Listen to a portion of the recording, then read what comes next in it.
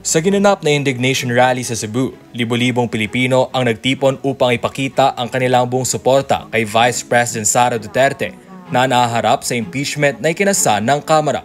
Kasabay nito, nagbahagi na matibay na suporta si dating Pangulong Rodrigo Duterte tungkol sa kandidatura ni Pastor Kibuloy na anyay magsisilbing konsensya sa Senado. Si Pastor ay makadiyos, mabuting tao at napakabait.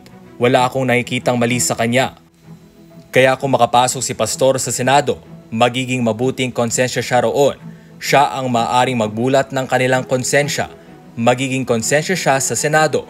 Kulang sila roon ng gabay kung ano ang tama, kung ano ang mabuti, at kung ano ang hindi. Si Pastor ang nakikita kong magdadala ng pagbabago sa Senado para sa Diyos.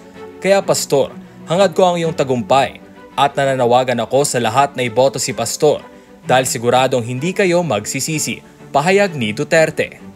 Binanggit din ng dating Pangulo ang mga pagsubok na kinakaharap ni Pastor Kibuloy sa kasalukuyan na anyay gawa-gawa lamang ng mga banyaga.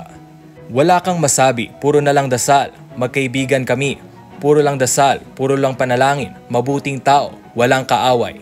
Ininitan lang ito ng mga Amerikano, alam mo naman ang mga Amerikano, tapos ang kaso niya sa Davao dininig.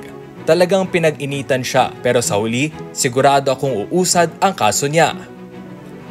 Iginiit pa ni Duterte na may malalim na kaalaman si Pastor Kibuloy pagdating sa maayos at malinis na pamamahala.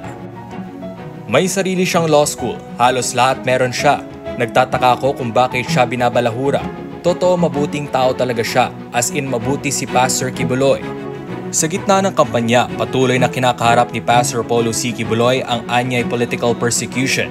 Pero sa kabila nito, matibay ang paninindigan ng buting pastor para sa kanyang prinsipyo at adhikain na naglalayong magdala ng tunay na pagbabago sa bansa.